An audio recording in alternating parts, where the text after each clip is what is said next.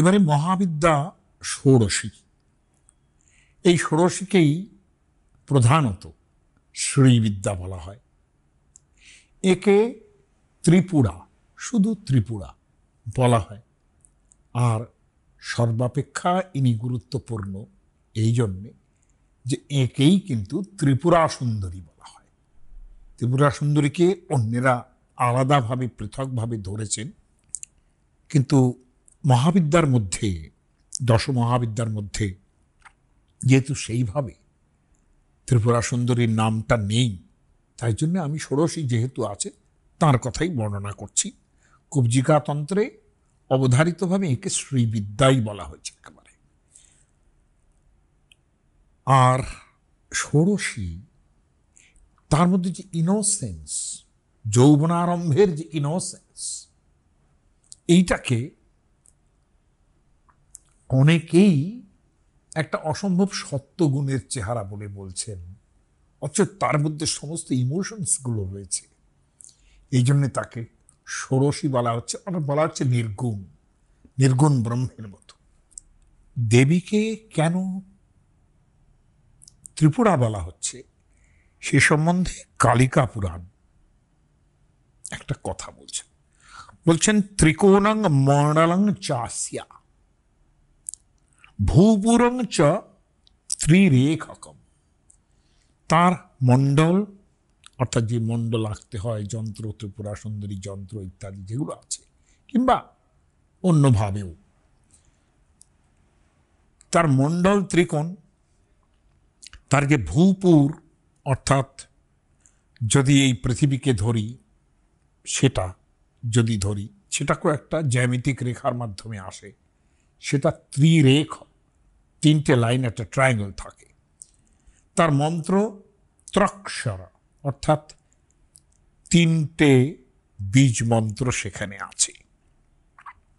মন্ত্রোপি ত্রক্ষর প্রোক্ত তথা রূপত্রয়ং পুনঃ। তার রূপও তিনটে, অর্থাৎ ব্রহ্মা বিষ্ণু মহেশ্বর, এগুলো এই ত্রিদেব, ত্রিবিধ এই যে শক্তি তার মধ্যে আছে, এইভাবে তাকে বলা হয়। আবার এটাও বলা হয় যে ইচ্ছা, জ্ঞান, ক্রিয়া, এই তিন শক্তি, এই যে স্বাভাবিক জ্ঞান বল ক্রিয়াচ ইত্যাদি শ্বেতাশ্বতর উপনিষদে আছে, সেটা সেই ইচ্ছা, জ্ঞান এবং ক্রিয়া, সেটা তার মধ্যে আছে, সেটাও তিনটে। এরকমভাবে তিনটে তিনটে করে এই তিনের প্রাধান্য বেশি বলেই ইনি কিন্তু ত্রিপুরা অথবা ত্রিপুরা সুন্দরী। ষোড়শী কথাটার তাৎপর্য আমি বলি যে তার যে তত্ত্ব ভাবনায় একটা গল্প আছে, কাহিনী আছে একটা, এটা বোধহয় প্রাণতোষিণী তন্ত্রে আছে। সেই প্রাণতোষিণী তন্ত্রের মধ্যে যে গল্পটা বলা হচ্ছে, তাতে দেখা যাবে যে কালী তত্ত্বের সঙ্গে এই ত্রিপুরা সুন্দরীর কোনো তফাৎ নেই। অর্থাৎ যে গল্পটা আমরা এই এই তন্ত্রে পাচ্ছি, প্রাণতোষিণী তন্ত্র, এই গল্পটাই অন্যভাবে কিন্তু পুরাণে আছে, সেটা কালীকে নিয়ে আছে। এবং সেখান থেকেই মানে একটা একটা ঝগড়া লাগে, সেটাও আছে। এবং সেখান থেকে ওই যে একটা কথা আছে না, যে তোমাকে এমন লাগছে যে তুমি আমার যে ভস্য মাখা দেহ, তার মধ্যে তুমি যখন আমার সঙ্গে আলিঙ্গিত হও, তখন মনে হয় যে একটা কৃষ্ণ সর্প ঘুরে বেড়াচ্ছে। এই যে কালী বলা তাকে, একটু কালো বলা তাকে, তার থেকে তার অভিমান তৈরি হয়। তিনি চলে যান তপস্যা করতে এবং ফর্সা হয়ে আসেন, সেসব অন্য গল্পের সব কিন্তু পুরাণের মধ্যেও আছে। লক্ষণীয় যে সেই ধরনের একটা গল্প কিন্তু ষোড়শীর উৎপত্তির জায়গাতেও আছে। সেই গল্পটা আমাদের ধরা আছে প্রাণতোষিণী তন্ত্রে। সেখানে বলা হচ্ছে, এটা খুব পপুলার, সেখানে বলা হচ্ছে যে একবার শিব বসে আছেন কোথায়, কৈলাস শিখরে রম্যে বসমানে চ শঙ্করে, সেখানে শঙ্কর বসে আছেন। ইন্দ্রস্য প্রেরয়ামাস সর্বাশ্চ অপ্সরসো মুদা। তিনি খুব মজা করে সমস্ত অপ্সরাদের পাঠালেন শিবের কাছে। আগতাস্তা মহাদেবম তুষ্টুবুস্তং মহেশ্বরম, তারা এসে মহেশ্বরকে তুষ্ট করলো। তো ভগবান সব কিছু দেখা টাকার পর খুব মিষ্টি করে বললেন যে দেখো, পুরুষস্য আতিথির জ্ঞেয় পুরুষও নাত্র সংশয়।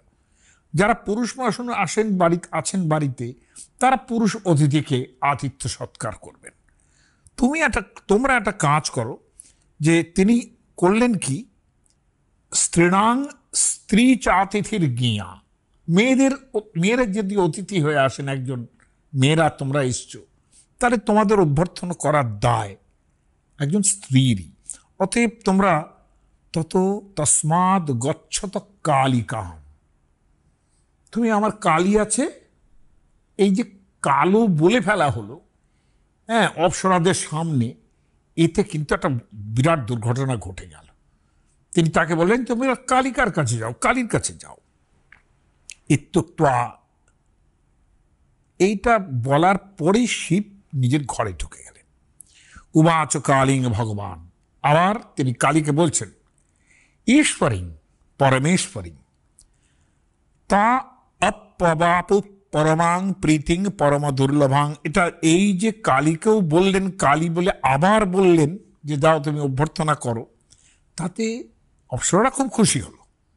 কিন্তু যস্মাৎ কালী কালীতি মহাদেব সমাহ হয়েত, এই যে কালী কালী বলে ডাকলেন তিনি, তার মনে হলো আমার এই কৃষ্ণবর্ণ ত্যাগ করে এবার আমার গৌরী হওয়া দরকার। এই করার জন্যে তিনি, আমি আর সংস্কৃতগুলো পড়ছি না, এই করার জন্যে তিনি তপস্যা করতে চলে গেলেন। ইতিমধ্যে নারদ এলেন। নারদকে তো আপনারা চেনেন, তিনি মানে একটু এর কথা তার কাছে এসব বলা কিংবা প্রশ্ন করা এইসব ব্যাপারে। নারদ এসে খুব খুশি খুশি হলেন। তাকেও শিব খুব আশীর্বাদ করার পর তিনি বললেন যে আমার মা কোথায়। কথা বলছেন যে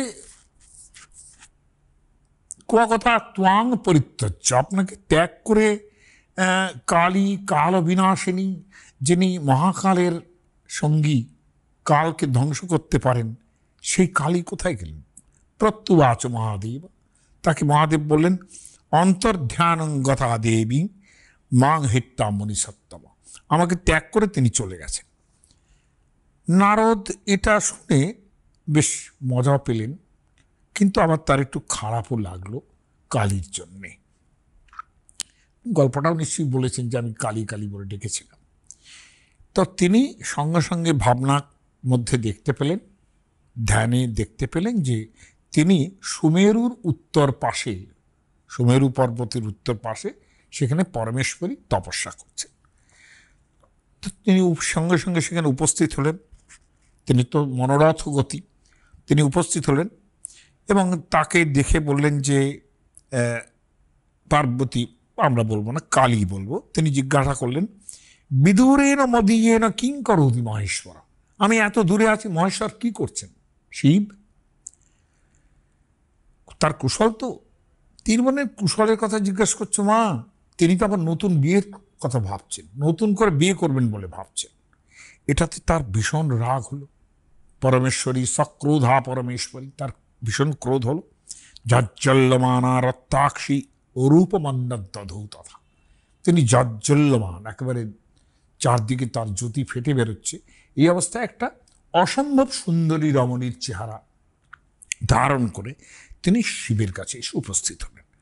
হ্যাঁ, সে বললেন যে তুমি এই রকম ধরনের কাজ করছো, যে আমি নেই আর তুমি এইরকমভাবে বিবাহাদি করার জন্য তুমি প্রস্তুত হচ্ছ। এমনকি শিবের হৃদয়ে একটা সুন্দরী রমণীর ছায়াও তিনি দেখতে পেলেন। তিনি আরো রেগে গেলেন যে হৃদয়ের মধ্যে তোমার এক সুন্দরী রমণীর ছায়া দেখতে পাচ্ছি, এটা কে, কি ব্যাপার এটা? তুমি এত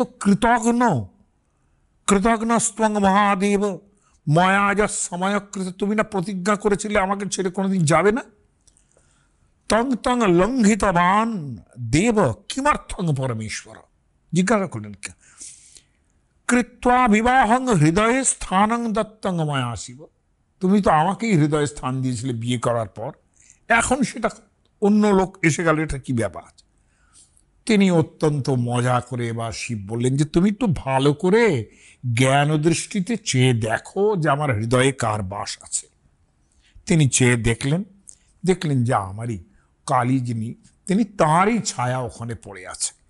তো এই যে কথাটা যে তিনি তাঁরই ছায়া দেখতে পেয়ে তিনি অত্যন্ত আশ্বস্ত হলেন, মহাদেবকে বললেন যে তাহলে তো এই তো আমার রূপ তোমার হৃদয়ের মধ্যে রয়েছে, তা আমার খুব ভালো লাগছে। সেটা তিনি খুব খুশি হলেন এবং মহাদেব এই যে ঘটনাটা ঘটল তখন তাকে বললেন, দেখো, যস্মাৎ ত্রিভুবনে রূপম শ্রেষ্ঠং কৃতবতী শিবে, তুমি যখন এত সুন্দর করে রূপ ধারণ করে আমার কাছে এসছো, তস্মাৎ স্বর্গে চ মূর্তে চ পাতালেত্র পার্বতী, পাতালের নত্র পার্বতী, তুমি স্বর্গ মর্ত পাতাল সর্বত্র তিনটে নামে খ্যাত হবে।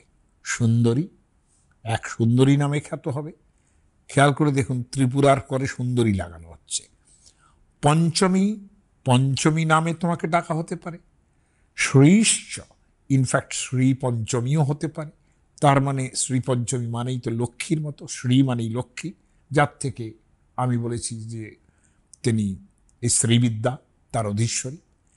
আর খ্যাতা ত্রিপুর সুন্দরী, আর তুমি ত্রিপুর সুন্দরী কিংবা ত্রিপুরা সুন্দরী নামে খ্যাত হবে। আর কি, সদা ষোড়শ বর্ষিয়া, সব সময় তুমি এই যে 16 বছর বয়সের মতো, এই জন্যে তুমি ষোড়শী নামেও বিখ্যাত হবে। ইয়াং ছায়াং হৃদয়ে মেয়দ্য দ্রষ্টা ভীতা সুরেশ্বরী, তুমি যেহেতু আমাকে দেখে তোমার ছায়া আমার বুকের মধ্যে দেখে তুমি ভীত হয়েছিলে, যস্মাৎ সা ত্রিষু লোকেষু, সেই জন্যই কিন্তু তুমি ত্রিপুরা ভৈরব ভয় পেয়েছিলে বলি ত্রিপুরা ভৈরবী নামেও কিন্তু খ্যাত হবে। তার মানে ষোড়শীর এতগুলো নাম তৈরি হয়ে গেল। এই জায়গা থেকে কিন্তু ষোড়শীকে বিচার করতে হবে যে তার মতো এত সুন্দর এটা কিন্তু আর দ্বিতীয় কোনো, যেমন ওদিকে ছিন্নমস্তা সবচেয়ে উগ্র, ইনি এতটাই সুন্দর যে তার ভাবনার মধ্যেও এই যে ষোড়শী, এই যে শ্রীবিদ্যা, এই সমস্ত দেবতার যারা এর যে উপাসকরা, তারা একে বলেন শুদ্ধ ঘনীভূত, শুদ্ধ সত্য ঘনীভূত মূর্তি, সত্যগুণ। অন্যান্য সমস্ত দশমহাবিদ্যার মধ্যেও সত্যগুণের আছে, কিন্তু অংশ কম, আর এর মধ্যে সত্যগুণের অংশই বেশি। এই ষোড়শীর মধ্যে, ত্রিপুরা সুন্দরীর মধ্যে সত্যগুণের স্পর্শই সবচেয়ে বেশি। কাজেই রজ তম ইত্যাদির সম্পর্ক শূন্য যে সত্যগুণ, সেই জন্য তাকে শুদ্ধ সত্য ঘনীভূত মূর্তি এইভাবে তাকে বলা হয় তিনি। এবং এই কারণেই তার অন্য আর এক নাম হচ্ছে ললিতা। সেই ললিতাকে নিয়ে কিন্তু ব্রহ্মাণ্ড পুরাণের প্রায় একটা শেষ খণ্ড, প্রায় মানে অনেকটাই, 1/3 অন্তত সেই ললিতাকে নিয়েই চলবে। ষোড়শ বিদ্যার মন্ত্র অনেক, তার মধ্যে দশাক্ষরী যে মন্ত্র সেটাই সবচেয়ে বিখ্যাত। আমি সেটা খুব এর মধ্যে যাচ্ছি না, সেটা ব্যাখ্যার মধ্যে যাচ্ছি না, কিন্তু অনেকেই মনে করেন এই মন্ত্রটা অত্যন্ত পুরনো মন্ত্র। এটা আথর্বণিক যে ভাবনা আমাদের আছে অথর্ববেদে, সেখানে শৌনক শাখার মন্ত্র এটা বলা হয় এটাকে। আর শ্রীবিদ্যা তো আগেই বলেছি যে ষোড়শাক্ষরী যে মন্ত্র যেটা হয়, ষোড়শাক্ষর, সেখানে শ্রীবিদ্যাকে, শ্রীবিদ্যার হিসেবেই তার নাম কিন্তু ষোড়শী। কাজে আমি ষোড়শী যে বলছি ত্রিপুরা সুন্দরী না বলে, তার একটা ভাবনা আছে যে জ্ঞানার্ণব তন্ত্রে একটা কথা বলেছে যে সহস্র কোটি মুখে এবং শতকোটি জিহ্বার দ্বারাও যদি ষোড়শাক্ষরী অর্থাৎ 16টা বর্ণ অক্ষর আছে, সেখানে শ্রীবিদ্যার মাহাত্ম্য বর্ণনা করা যায় না। তিনি ব্রহ্মবিদ্যার স্বরূপা এবং ভক্তি মুক্তি ফলপ্রদা। সেটা জ্ঞানার্ণবতন্ত্রে বক্ত্র কোটি সহস্রৈশ্চ জিহ্বা কোটি শতৈরপি বর্ণিতুং নৈব শক্যোয়ম শ্রীবিদ্যা ষোড়শাক্ষরী ব্রহ্মবিদ্যা স্বরূপাসা ভক্তি মুক্তি ফলপ্রদা। এই হচ্ছে ষোড়শীর মন্ত্র মাহাত্ম্য। এবার তার ধ্যানের জায়গায় যোগিনী হৃদয় তন্ত্রে যেগুলো ধরা আছে অসম্ভব সুন্দর। আবার তন্ত্র সারে তার যে স্তোত্র, তার ধ্যান ভাবনা যেভাবে ধরা আছে, সেটা আমার মানে কতটা আমি এখানে বলতে পারবো আমি জানি না। সংস্কৃতগুলো তো বলতে গেলে বিশাল একটা জায়গা। সেটা তার যে সত্যি কথা, তার বাংলাটা শুনলেও আপনাদের খুব ভালো লাগবে। একটা জায়গা যে মা তোমার পাদপদ্মের যিনি সেবা করেন যারা, সেখানে তোমার সেবাটাই হচ্ছে কল্যাণকারী বৃষ্টির মতো। তুমি অমৃতে পূর্ণ। লক্ষণীয় যে খুব পোয়েটিক, কিন্তু লক্ষ্মীর স্বয়ংবর যখন হয়েছিল, সেই উৎসবে যে মঙ্গল দ্বীপ জ্বালানো হয়েছিল, তুমি সেই রকম। যেসব মানুষ আন্তরিক ভক্তির সঙ্গে তোমাকে সেবা করে, তারা কি না লাভ করতে পারে। প্রস্ফুটিত পদ্মের মতো তোমার চোখ দুটি, তোমার বিগ্রহ উদীয়মান সূর্যের মতো, এবং লক্ষণীয় একই সঙ্গে বলা হচ্ছে যে সূর্য উঠলে পরে যেরকম কমলকলি ফুটে ওঠে, ঠিক সেই রকম। আমি কি বলবো, যে যোগিনী হৃদয় তন্ত্রে যেগুলো বলা আছে না, যদি কালিদাসের কুমার সম্ভব, যেখানে প্রথম পর্যায়েই যেখানে পার্বতীর রূপ বর্ণনা আছে, যে মাথার মানে পায়ের নখ থেকে মাথার চুল পর্যন্ত সবগুলো কিন্তু প্রায় মিলে যাবে এই ধ্যানের সঙ্গে। হ্যাঁ, এবং এটা কতটা বলতে পারি আমি একটু বলছেন, ও একটু ত্রিপুরা সুন্দরী বলে উল্লেখ করা হচ্ছে। ত্রিপুরা সুন্দরী, ওগো মা ত্রিপুরা সুন্দরী, তোমার যেসব ভক্ত একবার তোমার করুণা সুন্দর কটাক্ষ লাভ করেছে, তারা কন্দর্প ভাবের সৌভাগ্য লাভ করে। অর্থাৎ তাদের চেহারা হয়ে যায় ভালোবাসার দেবতার মতো, এবং ত্রিভুবনের যত তরুণী তাতে মুগ্ধ হবে। এই রকম তার মানে ত্রিপুরা সুন্দরীকে মানে এইভাবে তাকে স্তব করা হচ্ছে আর কি। বলছেন যে তোমার এই যে দেহখানা, এই দেহের অর্ধেক যদি ত্রিপুরা সুন্দরী, ত্রিপুরান্তকারী। আপনারা জানেন তো শিবের এক নাম ত্রিপুরারি। তিনি ত্রিপুর একটা বিশাল জায়গা তিনি ধ্বংস করেছিলেন এবং ত্রিপুর দৈত্যবধ করেছিলেন। ত্রিপুরান্তকারী অর্থাৎ শিবের দেহার্ধ না হতো, অর্থাৎ শিবের দেহার্ধতার মধ্যে আছে অর্ধনারীশ্বর তিনি, যেখানে মানে যে গরল তার গলা পর্যন্ত গিয়েছিল, তার বেগ অতি ক্রূর হতে পারত যদি না তার সঙ্গে তুমি থাকতে। আর যেটা দেখা যাবে, এই মন্ত্রগুলি যতই বলতে থাকব, সেটা দেখা যাবে যে এত বেশি মাত্রায় ত্রিভুবনের সমস্ত সৌন্দর্য যেন এক করে ফেলা হয়েছে ত্রিপুরা সুন্দরীর মধ্যে। হ্যাঁ, এবং সেই সৌন্দর্য কিন্তু অন্য কোনো যে দশমহাবিদ্যা যারা আছেন তাদের মধ্যে কিন্তু সেটা নেই।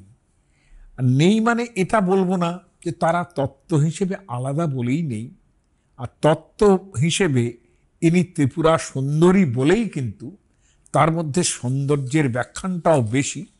আবার শক্তির ভাবনার জায়গায় ত্রিপুরা সুন্দরীকে কিন্তু এমনভাবেই প্লেস করা হয়, যেখানে শক্তি সাধনের ক্ষেত্রে, যেখানে কামাখ্যা থেকে আরম্ভ করে এই যে হোল ইস্টার্ন রিজিয়ন, সেখানে ত্রিপুরা সুন্দরীর ভাবনা, ত্রিপুরা সুন্দরী যন্ত্র ইত্যাদির ব্যবহার শাক্ততান্ত্রিকদের মধ্যে এবং উপযুক্ত সেবা করার মধ্যে সেটা কোনো তুলনা নেই। কাজে ত্রিপুরা সুন্দরীর মাহাত্ম্য কিন্তু একেবারেই ষোড়শীর সঙ্গে যুক্ত হয়ে আছে।